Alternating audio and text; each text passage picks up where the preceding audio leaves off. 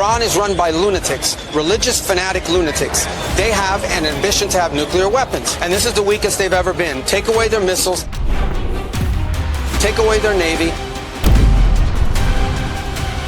take away their drones, take away their ability to make those things so that they can never have a nuclear weapon. It was the right decision, and the world will be a safer place. Stop what you're doing for a second. Because what just happened, what is happening right now, is the kind of event that your history teacher will one day put on a test. And not because it's just another headline, but because it has the power to touch your life, your family's life, and the lives of billions of people around the world who have absolutely no idea this is going on. Iran has started laying sea mines in the Strait of Hormuz. Let that sink in. Now I know what some of you are thinking. What even is the Strait of Hormuz? What's a sea mine? And why should I care about something happening in a stretch of water thousands of miles away? That's exactly what we're going to talk about today. We're going to break this down from the very beginning, go step by step, and by the end of this, I promise you, you'll understand why this small body of water, this narrow little channel of the sea, might just be one of the most important places on the entire planet. Let's start simple. Imagine you live in a city, and there is only one road, just one, that connects your city to everywhere else. The grocery store, the hospital, the school, the gas station. Every truck, every delivery van, every ambulance has to use that one road. Now imagine someone decides to put landmines on that road. Suddenly, no one can use it safely. Trucks won't drive on it. Deliveries stop. The grocery store runs out of food. Gas stations run out of fuel. The city starts to panic. That is essentially what is happening right now, but instead of one road in one city, we're talking about one strait, one narrow passage of ocean that connects a huge chunk of the world's oil supply to the rest of the planet. The Strait of Hormuz is a waterway that sits between Iran on one side and the countries of Oman and the United Arab Emirates on the other. It's not a massive ocean. It's narrow, at its narrowest point, only about 33 kilometers wide. That's roughly the same distance as the English Channel between England and France. And through this small stretch of water, every single day passes somewhere between 20 and 21 million barrels of oil. Now 20 million barrels might not mean much to you, so let's translate that into something you can picture. 1 barrel of oil is about 159 liters. So 20 million barrels is roughly 3.2 billion liters of oil every single day moving through this one channel. That's about 20% of all the oil traded in the entire world. 1 in every 5 barrels of oil on Earth passes through the Strait of Hormuz. Some estimates put it even higher. We're also talking about enormous quantities of liquefied natural gas, the stuff that heats homes in Europe and Asia, the fuel that powers factories and generates electricity for millions of families. Saudi Arabia sends its oil through here. Iraq sends its oil through here. Kuwait, Bahrain, and Qatar, their energy exports all flow through the Strait of Hormuz. Without this passage, those countries would have almost no way to get their oil to the rest of the world. So when Iran decides to place sea mines in these waters, we need to understand exactly what that means and why Iran might be doing it. First, what is a sea mine? A sea mine is basically an underwater bomb. Picture a dark metal sphere, about the size of a beach ball or sometimes larger, packed with explosives. It floats just beneath the surface of the water, often attached to the seafloor by a long chain, so it stays in place but doesn't float all the way up where you'd easily see it. When a ship passes over or near it, one of several things can trigger it: the pressure of the water being displaced, the magnetic signature of a large metal hull, or even acoustic sensors that detect the sound of a ship's engines. When it's triggered, it explodes. And these explosions are not small. A single sea mine can blow a massive hole in the side of a large oil tanker. It can crack the hull. It can sink a ship. It can kill crew members. And even if a ship doesn't sink, the damage can be catastrophic, and the threat alone is enough to stop other ships from wanting to sail through the area at all. Sea mines have been used in wars for well over a century. They were used in World War I and World War II. They were used in various conflicts since. The reason countries use them is simple. They are cheap to produce, they are hard to detect, and they are extraordinarily effective at disrupting shipping and creating fear. You don't even need to blow up a ship to achieve your goals. Just the knowledge that mines are in the water is often enough to scare shipping companies into rerouting or stopping entirely. And that brings us to Iran. Iran is a large country, one of the biggest in the Middle East, with a population of about 85 to 90 million people.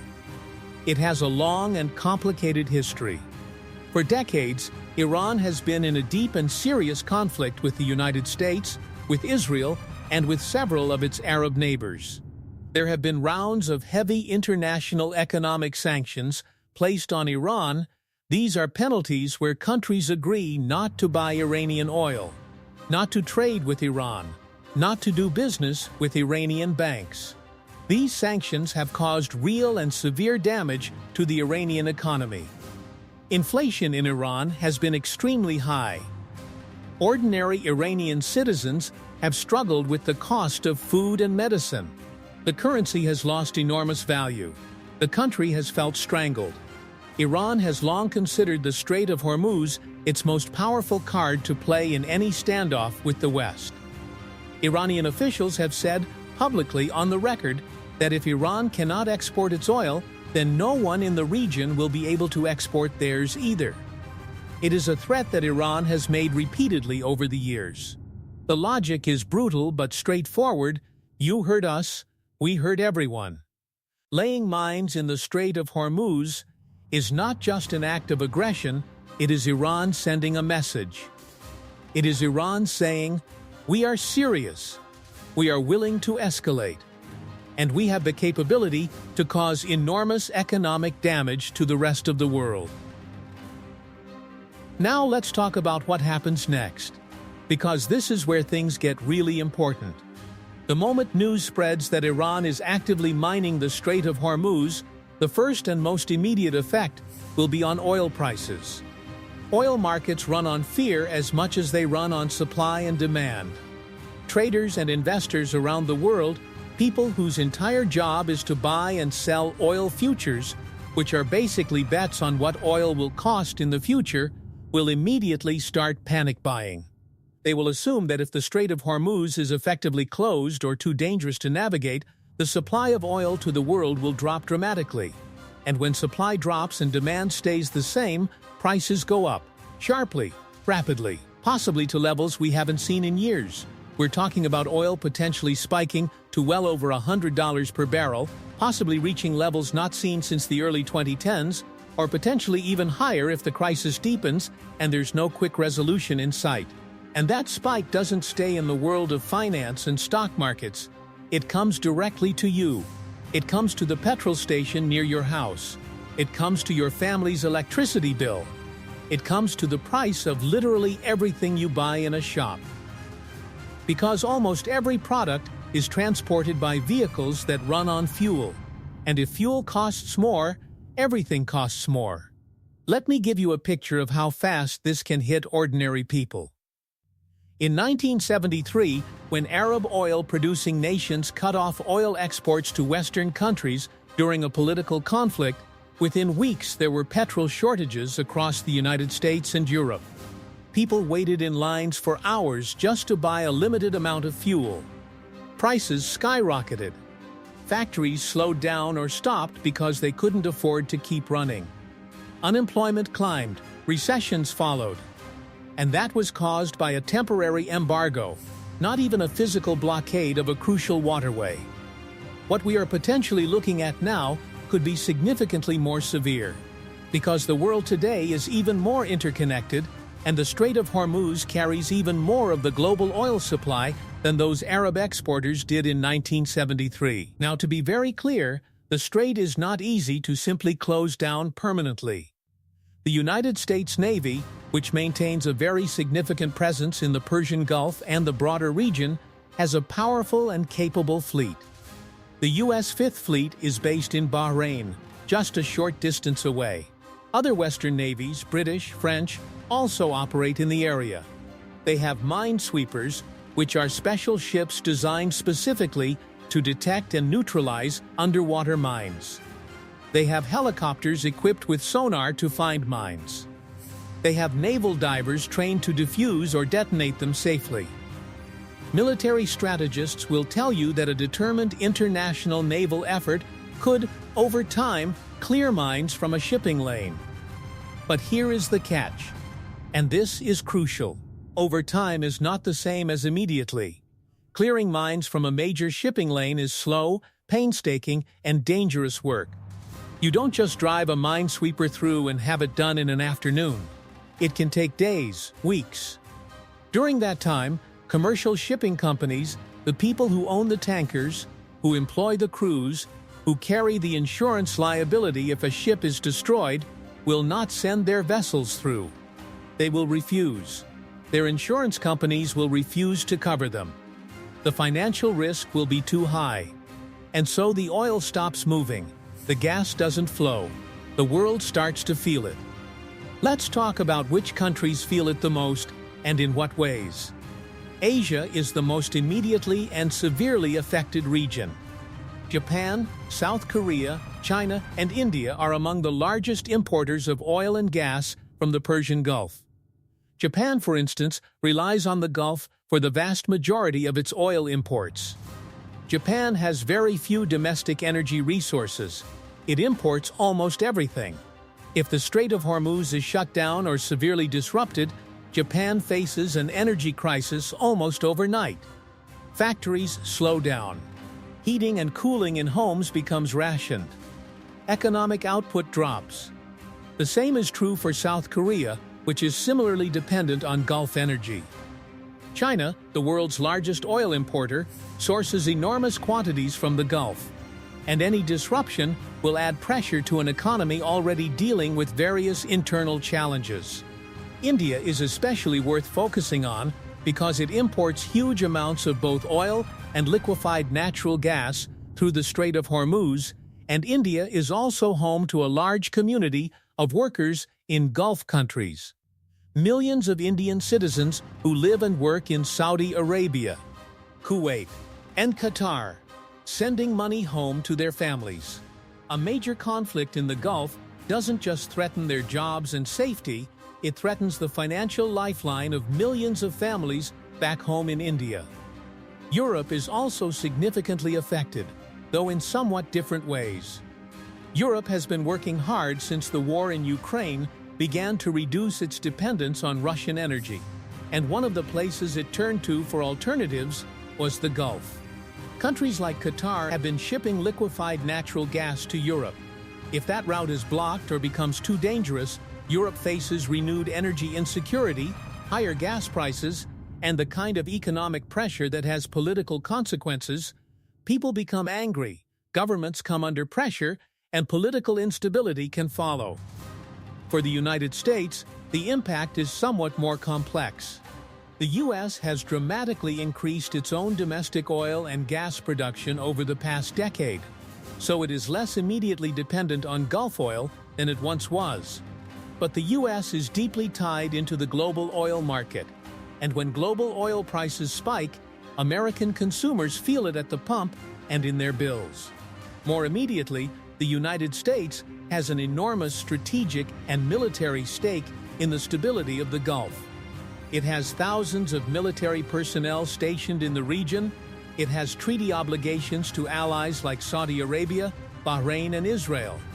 And it has a fundamental interest in preventing any one hostile power from dominating or closing off one of the world's most critical waterways. So the U.S. military response will be swift and significant. But significant military response also carries its own risks of escalation.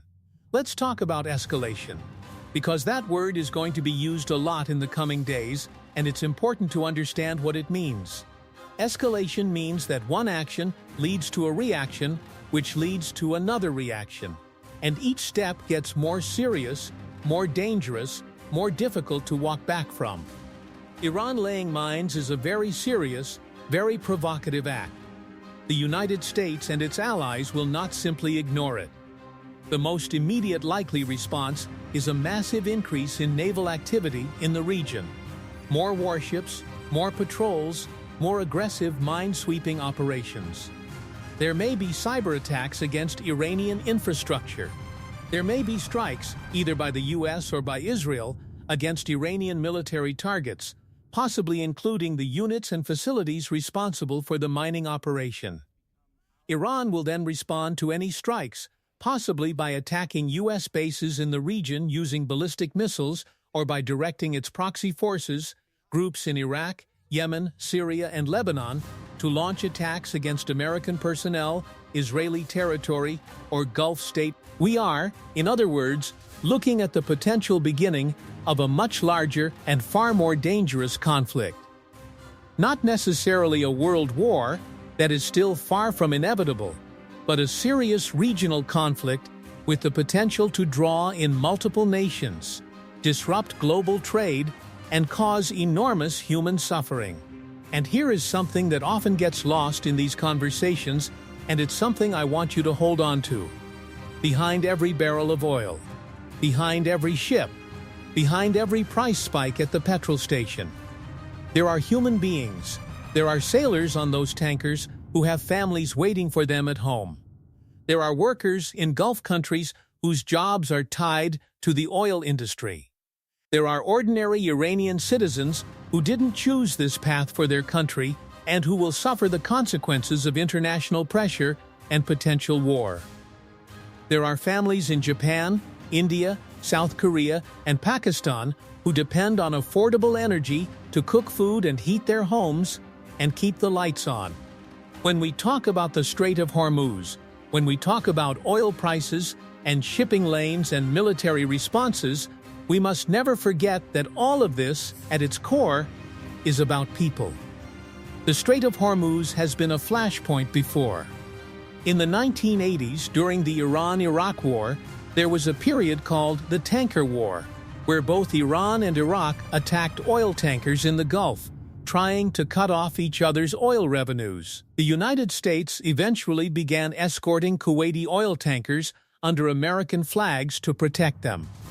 A policy known as Operation Earnest Will. Mines were laid. Ships were damaged. There were naval confrontations between American and Iranian forces. It was a tense, dangerous period that brought the region close to broader conflict.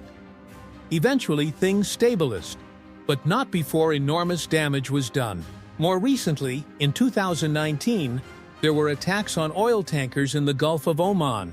Explosions and apparent limpet mine attacks that the United States attributed to Iran. Drone attacks on Saudi oil facilities caused temporary but dramatic spikes in oil prices. The world was reminded, briefly, how fragile this system can be. And then, things quietened again. And most people forgot about it. That is part of what makes this situation so dangerous. There is a tendency for the world to look away from the Middle East until a crisis explodes, and then to be shocked as though it wasn't predictable. The Strait of Hormuz has always been a vulnerability. The dependence of so much of the world on oil from one region, transported through one narrow channel, was always a risk. Now that risk has become a reality again, and the world must respond. There are some voices, and they are worth hearing, who argue that this crisis, as devastating as it may be in the short term, could accelerate the shift away from fossil fuels. The argument goes like this: every time oil prices spike dramatically, it makes renewable energy sources, solar panels, wind turbines, electric vehicles, look more economically attractive by comparison. Investment in renewables tends to increase after energy crises. Countries start taking energy independence more seriously. If the crisis in the Strait of Hormuz lasts for months rather than weeks, some analysts believe it could be the shock that finally pushes several major economies to double down on clean energy investment in ways they never have before. That is a real possibility, and in the long run, reducing the world's dependence on oil from a single geopolitically volatile region would make everyone safer and more stable. But that is the long run. In the short and medium run, people are going to struggle. Prices will rise, economies will slow, governments will face pressure. And the risk of military conflict, with all of the suffering that entails, is very real and very serious. So what do we do? What can ordinary people who aren't naval commanders or oil executives or diplomats, actually take away from this? First, pay attention. The next days and weeks are going to see rapid developments. The situation may escalate. It may be resolved through diplomatic back channels. It may become a long-drawn standoff. The decisions made in the next few days by leaders in Washington, Tehran, Riyadh, Tel Aviv, and Beijing will have consequences that ripple outward for years. You don't have to be a policy expert to follow this. Read, watch, listen, ask questions. Second, understand the connections. Your life, wherever you live in the world, is connected to this. The price of food in your local shop is connected to the cost of fuel. The cost of fuel is connected to the oil markets. The oil markets are connected to the Strait of Hormuz. You are not separate from this, you are part of the same global system. Third, think long-term. If there is any silver lining in this darkness, it is the reminder of why energy independence and the transition to clean energy matter so enormously. The more the world depends on oil from any single region, the more vulnerable it is to exactly this kind of crisis. Every solar panel installed, every electric vehicle on the road, every wind turbine generating power reduces, just a little, the world's hostage relationship to fossil fuel chokepoints like the Strait of Hormuz. We began today with a simple image, a city with one road and someone laying mines on it. The world is that city. The Strait of Hormuz is that road. And right now, the mines are going in. What happens next depends on how the world responds, with wisdom, with restraint, with diplomacy, or with escalation and conflict. History will record what was chosen. And we, all of us, even the 12-year-olds watching this right now, we are living through the moment the choice is being made. Stay informed, stay thoughtful, and keep asking questions. Pretty well complete. We've wiped every single force in Iran out very completely. Most of Iran's naval power has been sunk. It's on the bottom of the sea. It's almost 50 ships. I was just notified it's 51.